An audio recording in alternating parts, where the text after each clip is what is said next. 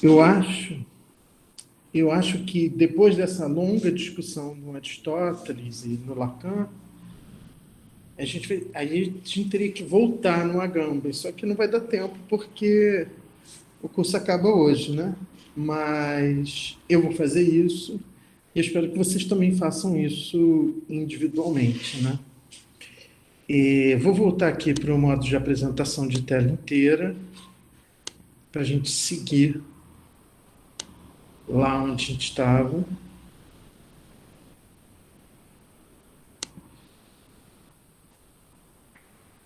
Então, essa passagem aqui, né, dos primeiros analíticos, né, e que o Agamben também cita, né, no Bartleby, não na conferência sobre Lacan, não Experimentum Lingua, né, essa passagem, o Rintka vê nessa passagem a prova de que o próprio Aristóteles não ignora as dificuldades induzidas pela homonímia. Né? Então, chama a atenção de vocês, né? Quando ele diz: nós podemos, com efeito, em sentido equívoco, dizer do necessário que ele é contingente. Na verdade, ele está querendo dizer do necessário que ele é possível, que dizer que ele é contingente não faz nenhum sentido. Né? Então, assim, nós podemos dizer do necessário que ele é contingente se a gente entende contingente como sendo a mesma coisa que possível. Né? Então, ele diz de modo equívoco, né? Então, a gente cá vê nessa passagem a prova de que o próprio Aristóteles não ignora as dificuldades induzidas pela homonímia. Dizer no sentido equívoco que o necessário é contingente é remeter à possibilidade em sentido próprio. Quer dizer, o que ele, Rintiká, entende como sendo a possibilidade em sentido próprio. Né? Então, ali, quando Aristóteles diz contingente, ele, na verdade, está querendo dizer, não é que ele está querendo dizer, ele está dizendo, porque isso é um dos sentidos do termo enderhomenon, que pode querer dizer possível, tá? Então, dizer que no sentido equívoco que o necessário é contingente é remeter à possibilidade em sentido próprio, que é a possibilidade nesse sentido que ela inclui o necessário, para mostrar em que a contingência, como tal, se distingue.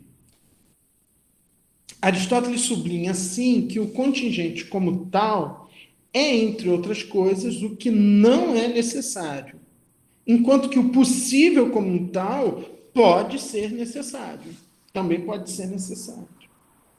Assim, Rintiká reconhece, por um lado, que Aristóteles lida constantemente com o equívoco, e, por outro lado, estabelece de uma maneira não sistemática a diferença entre a possibilidade, no sentido próprio, e a contingência.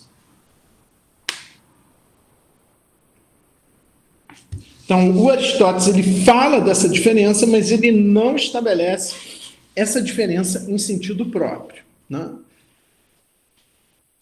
Assim, ele se esforça, como o Rintiká, né, como diz Lacan, em saber o que Aristóteles quis dizer e distingue as modalidades geralmente confundidas no De Interpretazione, né? Porque o Lacan ele tem essa questão, né, de saber o que o Aristóteles quis dizer, por que ele escolheu essas palavras, né? Possível, necessário, contingente, impossível, né?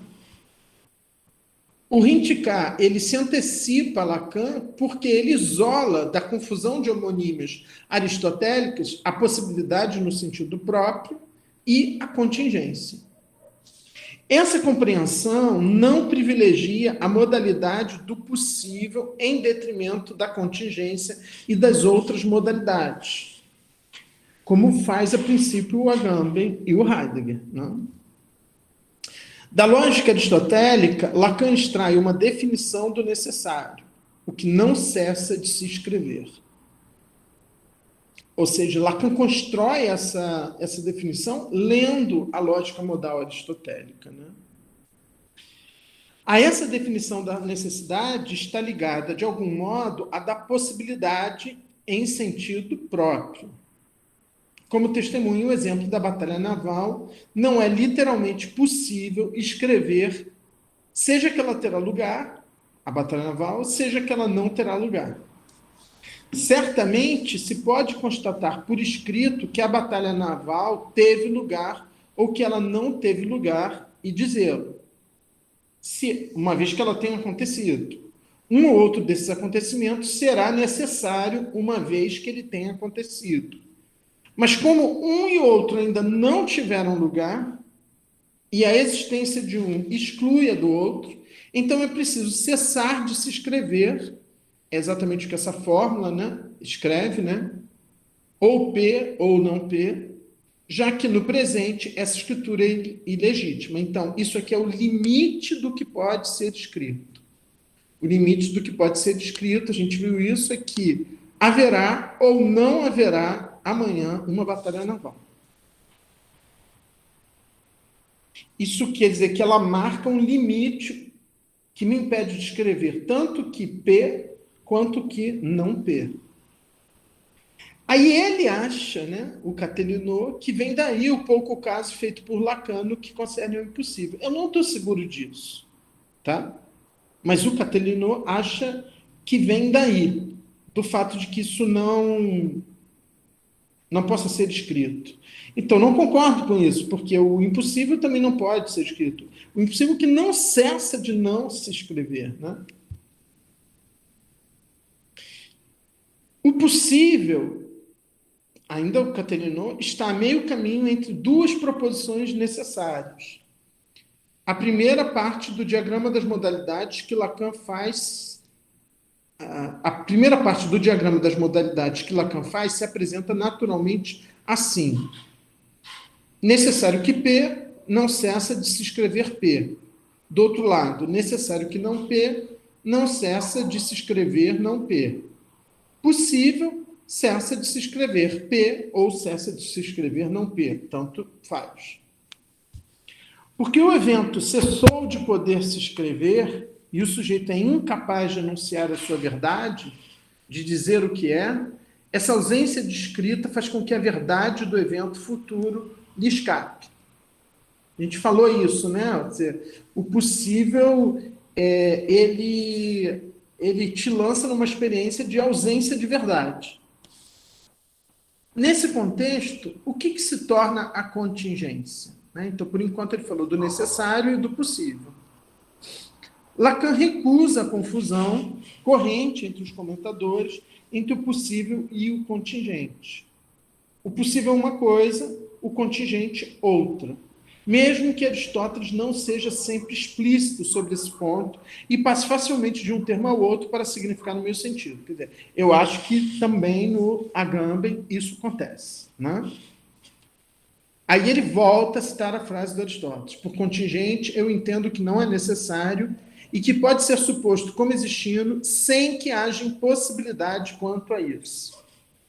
Então, ele traduz corretamente como impossibilidade e não como potência de não, como faz o Agamben, né? Contingente, nem necessário, nem impossível.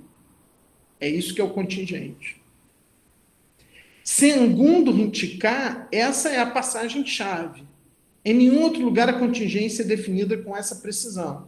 A contingência é a meio caminho, ou está a meio caminho entre o necessário e o impossível. O possível, diferentemente do contingente, designa ao mesmo tempo o necessário e o contingente. Tá?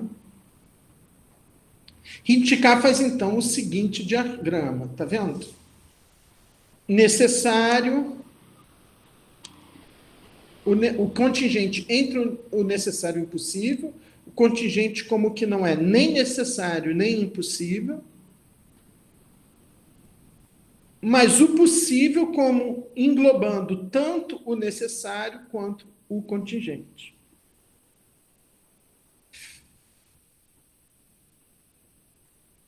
Como Lacan situa o contingente em relação ao possível? Aí ele cita uma frase que ele nem dá a referência, porque eu acho que ele já citou antes, eu suponho que é do Lacan, o possível da testemunha da falha da verdade. Isso é interessante, eu acho que a gente tem que guardar isso, né? Por quê? Porque o real também dá testemunho de uma falha da verdade. Por isso que tem um ponto de aproximação entre possível e impossível, vamos dizer assim, que é o não se escrever, não? Então, o possível é a modalidade em que nenhuma verdade pode ser dita do que quer que seja. Aí ele faz uma outra citação do Lacan. Só que não há nada a tirar daí. O próprio Aristóteles dá testemunho de sua confusão a todo instante entre o possível e o contingente. Isso é o Lacan, né? Lá nesse Os Não Tolos Erram. Pois, no fim das contas, o que cessa de se escrever pode, da mesma forma, cessar de não se escrever, a saber, vir à luz como verdade. Então,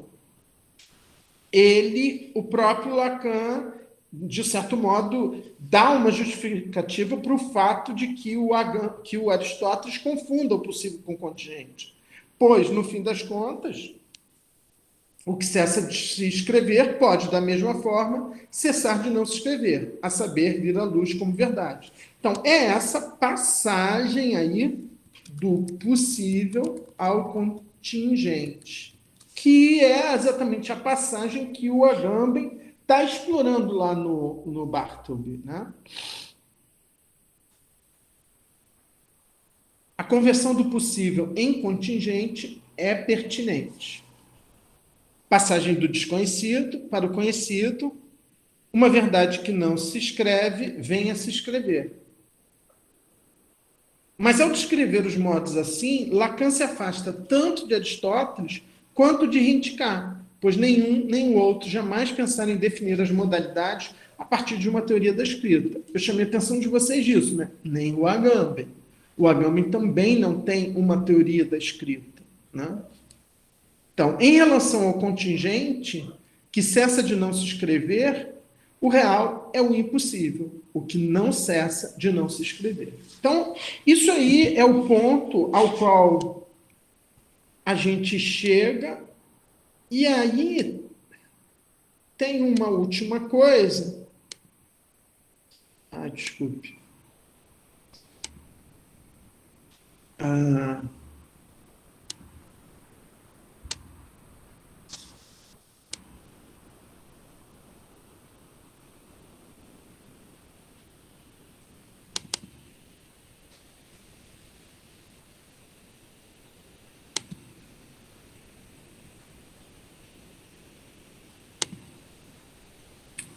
Que é um quadro final que supostamente é um quadro do Lacan, que é esse aqui. Ó. Esse quadro estaria na lição de 19 de fevereiro de 1974, né? Então, eu tenho aqui o possível entre o necessário que P e o necessário que não P, entre o não cessa de se escrever P e não cessa de se escrever não P, o impossível entre o contingente que P e o contingente que não P, entre o cessa de não se escrever P, cessa de não se escrever não P, e esse aqui é o modo como Lacan faz a exposição final das modalidades para ele, né?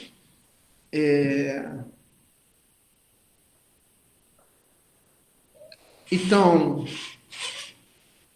o possível é o que está temporariamente fora da possibilidade de se escrever, por isso que ele diz, cessa de não se escrever, mas isso que cessa de se escrever pode ser escrito, que isso é o contingente, na medida que isso acontece, e aí cessa de não se escrever. Então, o possível é o que a gente pode dizer que temporariamente cessa de se escrever, o impossível é o que não cessa de não se escrever, que nunca será escrito, né? Então tem essa diferença aí entre a não escrita do possível e a não escrita do impossível, né? A não escrita do possível é uma coisa que tem a ver com uma impossibilidade de escrever o futuro. A não escrita do real, a não escrita do impossível, é alguma coisa que tem a ver com que aquilo que ontem, hoje e amanhã jamais será escrito. É com o que não cessa em nenhum momento de não se escrever. E é isso que o Lacan vai chamar de real. Percebam que há uma separação clara entre a verdade e o real. A verdade está do lado do necessário e do contingente. Há verdades necessárias e há verdades contingentes. O real não é nenhuma coisa nem outra. Né? O real é depois da verdade, para além da verdade. Né? Então, isso é uma coisa que, naquele capítulo do Seminário 17, né, que eu recomendei a vocês, quando ele diz impotência irmã da verdade, né? Que é a penúltima lição, se eu não me engano, né? Ele faz a separação clara já ali entre a verdade e o real. Né? Então, aqui é nesse quadro que o Lacan vai concluir, digamos assim, a leitura que ele faz das modalidades. Né? Agora, se a gente volta lá no Agamben, eu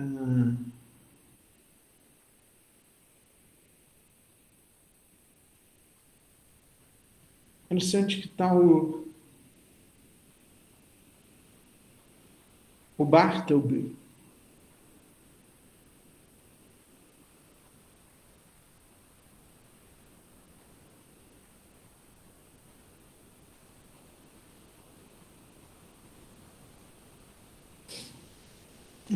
Era para estar aqui.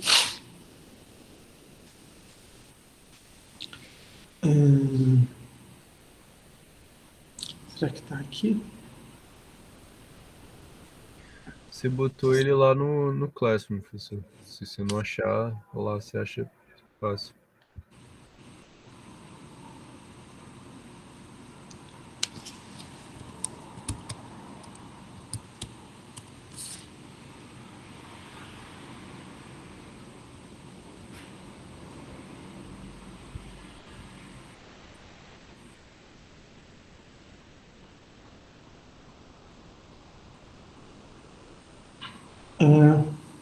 Pois é, botei lá e não botei aqui, que estranho.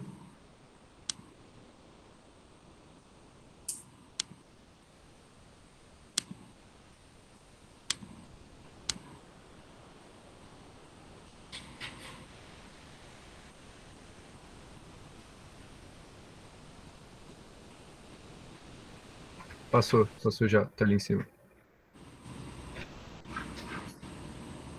Aí. Ah, esse aqui. Ah, é porque não está salvo como PDF, Coffee. Por que isso está salvo assim, meu Deus?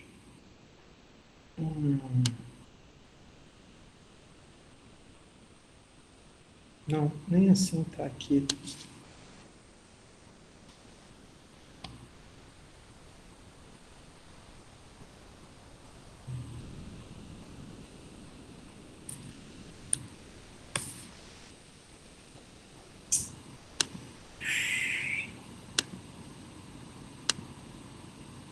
Ok. Ah, mas eu queria o que eu trabalhei, porque eu tinha as passagens destacadas, entende? Não estou acreditando.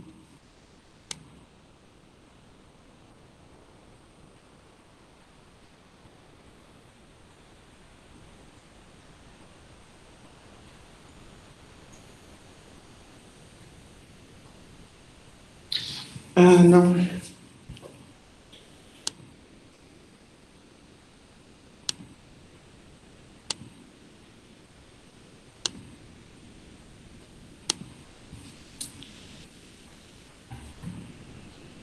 Aqui eu não vou ter as passagens marcadas como eu fiz.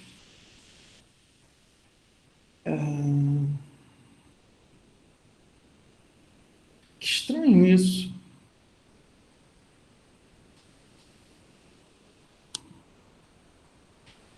Gente, eu não sei o que fazer. Ah, bom, o que eu posso concluir aí, sem ter o texto aqui do Agamben, é que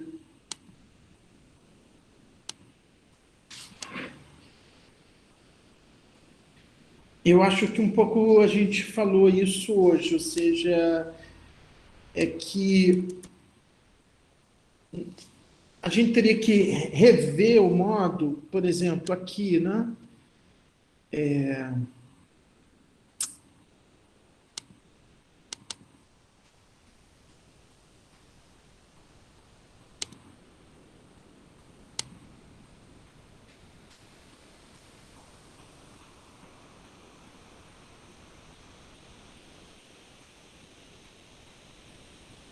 Tá vendo essa frase aqui, né?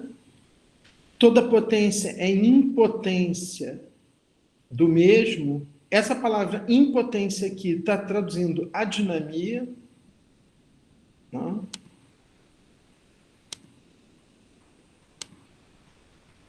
Mas ela não quer dizer impotência, por exemplo, no sentido que Lacan entende a impotência. Ela quer dizer potência de não. Né? Isso acho que é uma coisa clara, né, para a gente. Ou seja, e com essa ideia de potência de não, e aí o Agamben está certo, que de fato é o que essa palavra adinamia aqui quer dizer.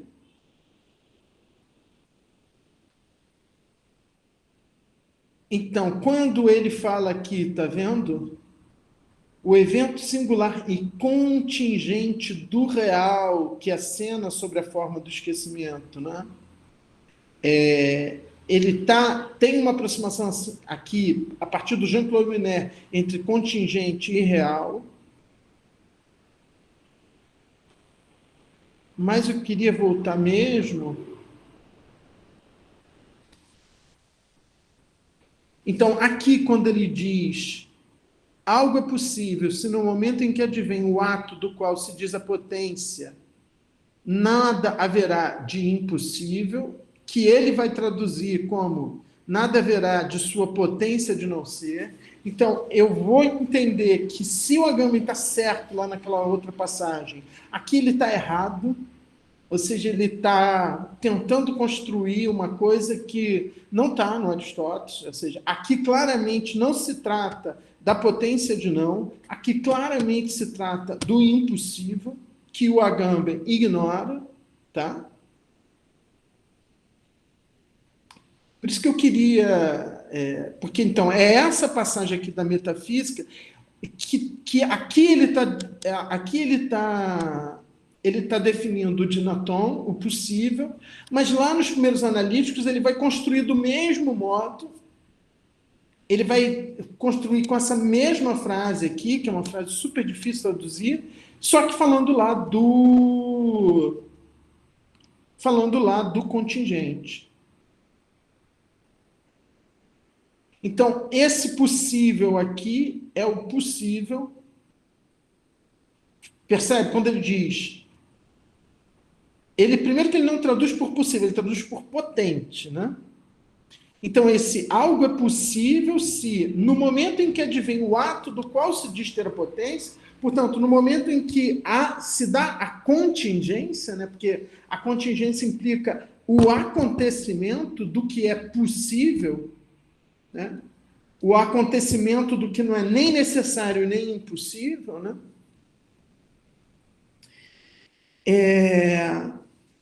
E Aqui ele vai falar do Lacan, né? Então ele diz...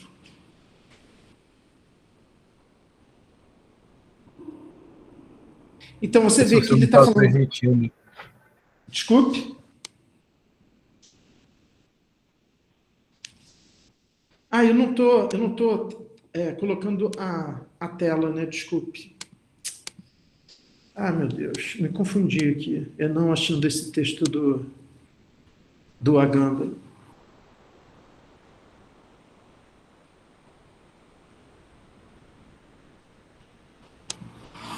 Eu voltei para o Experimentum Linguae, tá? Como eu não consegui achar o Bartleby ou da contingência, eu voltei para o Experimentum Linguae, tá? E aí, eu mostrei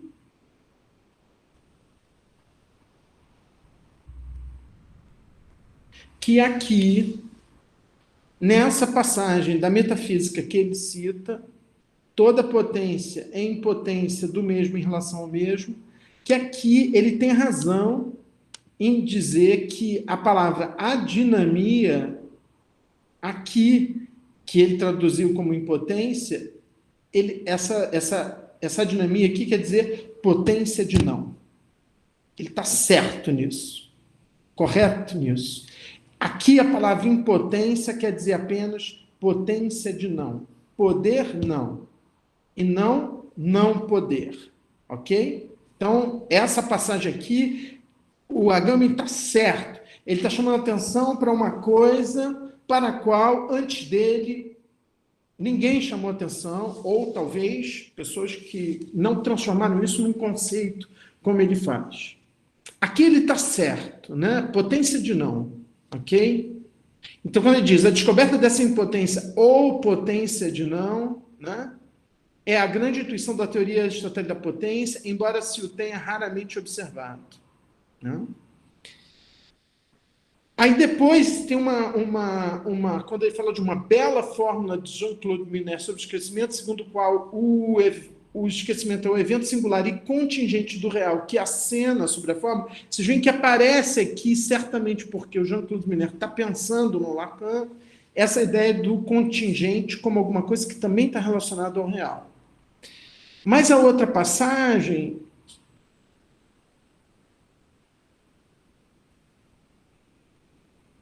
é essa daqui, né? Em que o Aristóteles está definindo o dinaton, o possível, mas do mesmo modo como ele vai definir lá nos primeiros analíticos o contingente. Né?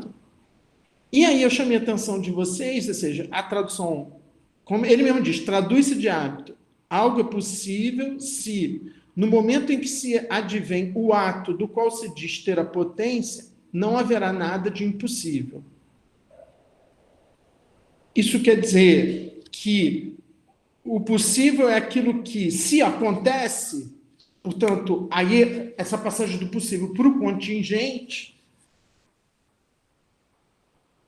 portanto, alguma coisa que não é necessário, mas que também não é impossível. Como é que o Agamben lê isso? Ele lê é potente, então já começa a diferenciar, né? Porque ele diz, em vez de traduzir como é possível, em vez de traduzir Dinaton como possível, ele se aproveita da polissemia do Dinatós aristotélico para traduzir como é potente. Não? E, em vez de traduzir por impossível, ele traduz por potência de não. Então, aqui eu acho que ele está errado. Ou seja, ele está querendo trazer a potência de não, né, para pensar a impossibilidade. E são duas coisas distintas. A potência de não e a impossibilidade são duas coisas distintas. Né? Então, aqui ele realmente força a barra, né, para corroborar essa descoberta que ele fez, que está correta. Né? Então, mas com isso, o que ele está fazendo? Ele está deixando de reconhecer, de dar um estatuto no pensamento dele de impossível. Né? A mesma coisa ele vai fazer quando ele for traduzir os primeiros analíticos lá no Bartleby, né? E aí, quando ele volta para o Lacan, e aí ele é engraçado, porque ele não está usando como referência nenhum dos dois seminários que o Caterineau utilizou, nem o 19, nem o 21. Ele se utiliza do seminário 20, do Ancor, que, estranhamente, o Caterineau não cita, embora no seminário 20 apareça muito essas fórmulas lacanianas, as ditas fórmulas da teoria da modalidade descrita pelo Lacan, né? Então, quando ele fala, é a tabuleta que se escreve unicamente pela potência de não se escrever. Então, ele diz, eu creio que aqueles dentre vocês que têm alguma familiaridade com os escritos de Lacan terão ouvido ressoar no que acabei de dizer a propósito da imagem aristotélica da tabuleta para escrever, mais do que um eco dos termos de que se serve Lacan para definir as categorias da modalidade. Então, essa aproximação que ele faz entre a tabuleta de escrever do Aristóteles e a teoria da modalidade do Lacan é uma aproximação que ele faz. Lacan definiu o contingente como o que cessa de não se escrever, o necessário como o que não cessa de se escrever, e o impossível como que não cessa de não se escrever. Percebem que falta aqui exatamente a categoria do possível? Eu lembro que quando eu estava lá com ele, que eu que digitei esse texto, né? E a gente tinha que fazer a revisão, eu lembro de quando a gente chegou nessa passagem, eu ter falado para ele, mas e o possível? E ele falou, não, mas eu estou citando aqui o Lacan. Eu falei, é verdade, mas o Lacan, nessa página 86, ele não pode não ter feito referência ao possível, mas isso é um desdobramento de uma coisa que ele, na verdade, cria no seminário anterior, 19. Só que esse seminário o Agami nunca leu, entende? Assim como ele também nunca leu Os Não Todos Erram, né? Então, ele vai encontrar isso, mas é muito interessante que você só tem aqui o contingente, o necessário e o impossível. A escrita do possível, que é a mais importante para o Agamben, ele não coloca aqui, né?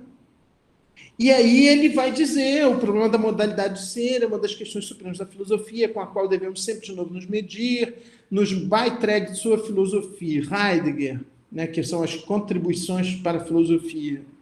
Heidegger descreve que a entidade do ser ficará para sempre fechada para a filosofia na medida em que ela continuar a crer que se pode compreender e constituir o ser pela excogitação dos conceitos modais.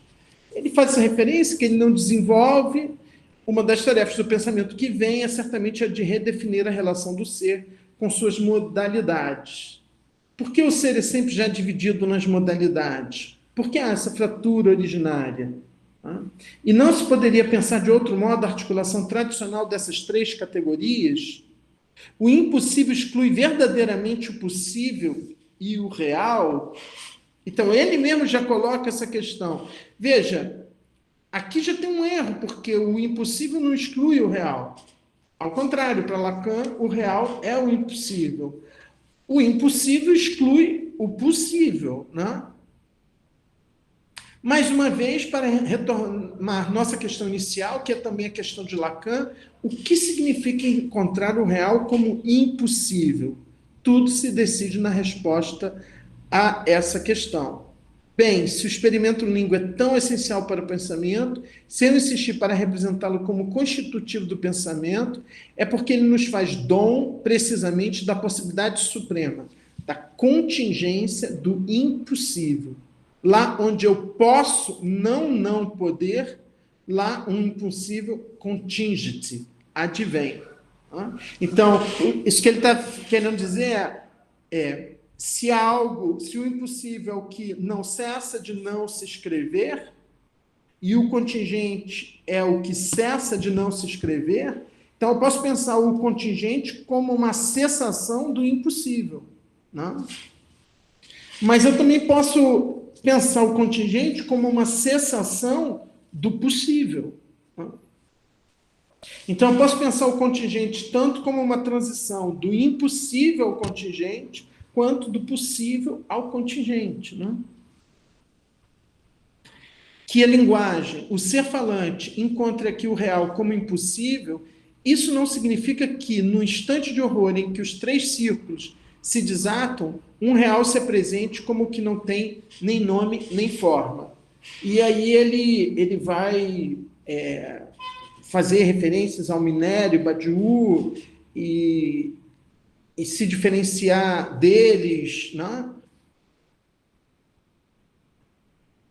Enfim. E no finalzinho, ele faz a referência ao Bartleby, né?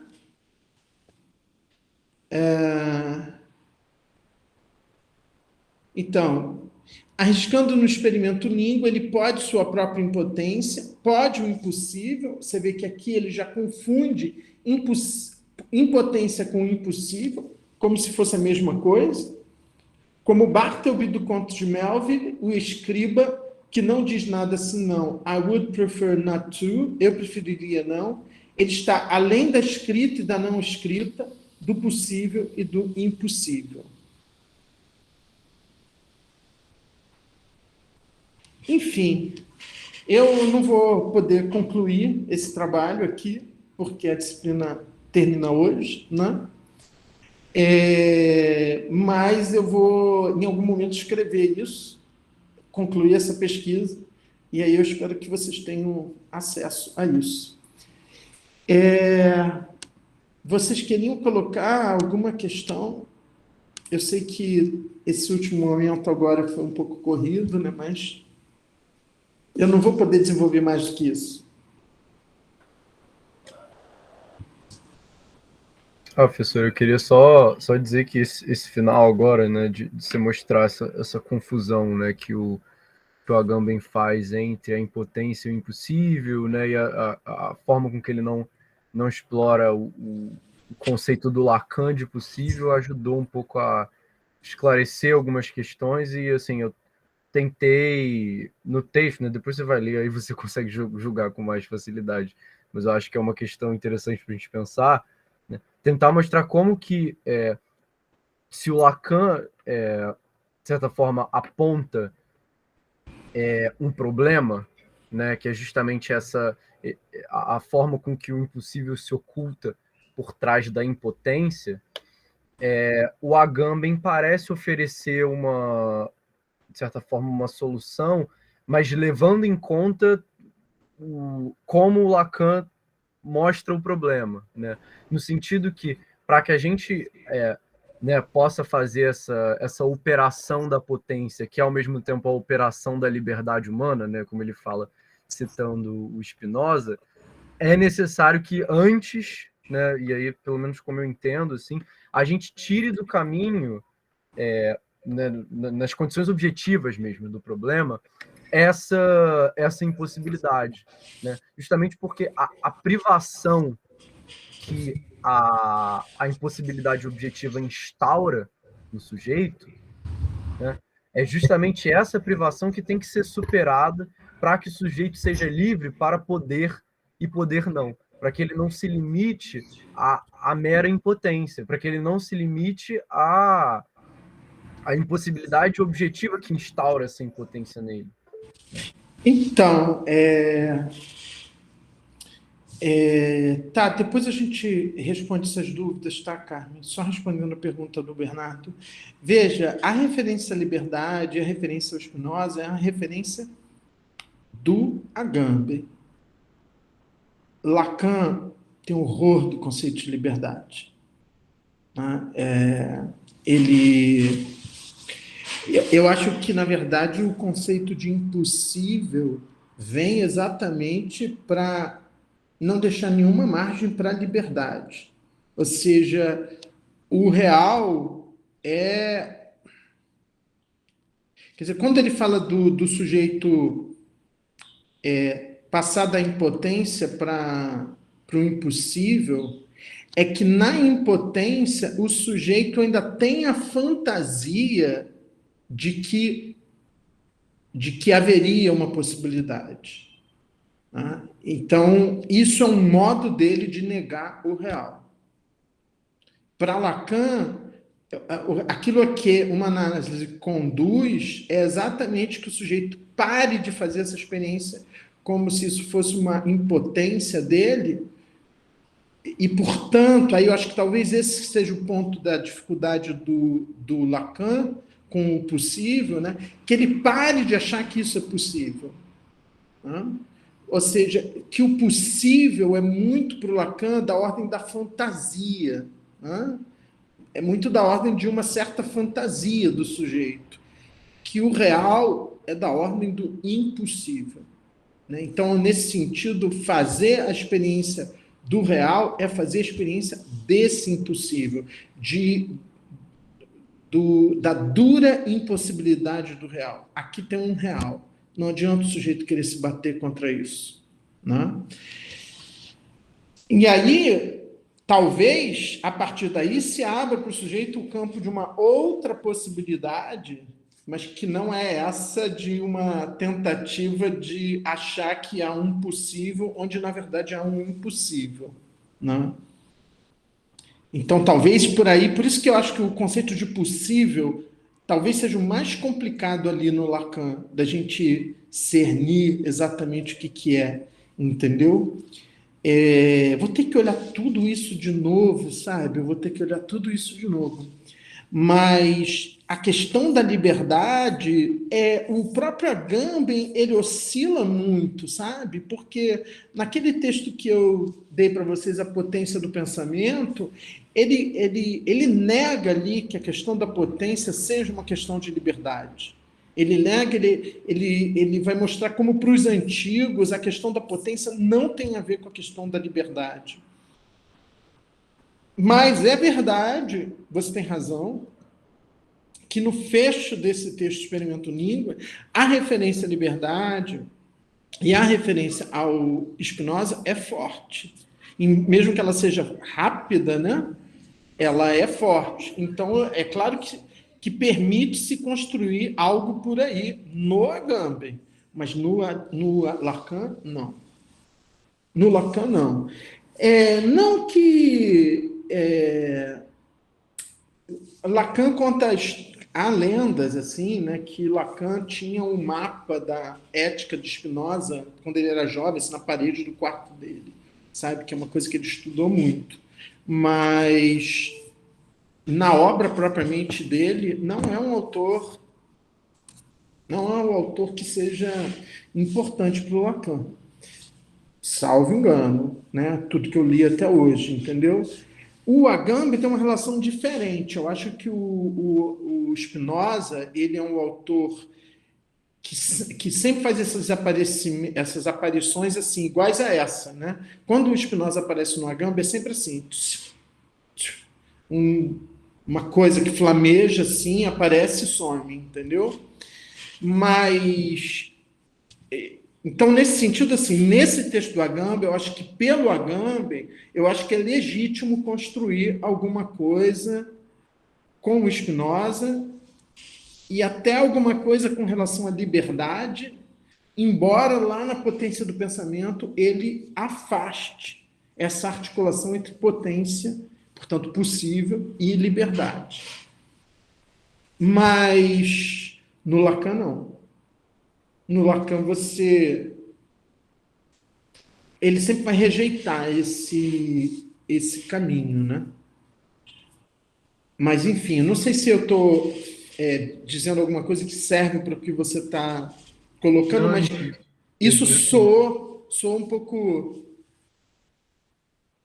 Você viu assim, não acho que você explicitou um pouco do que eu estava tentando fazer, assim, de mostrar um pouco como que essa resposta do Lacan ela tem uma certa insuficiência se a gente partir do Agamben, porque é isso, assim, o Agamben naquela carta para Hannah Arendt, né, que tem o texto dele que você mandou, né, sobre os limites da violência, ele condena a Hannah Arendt justamente por ela tentar transplantar suposições dos gregos na teoria política dela, né?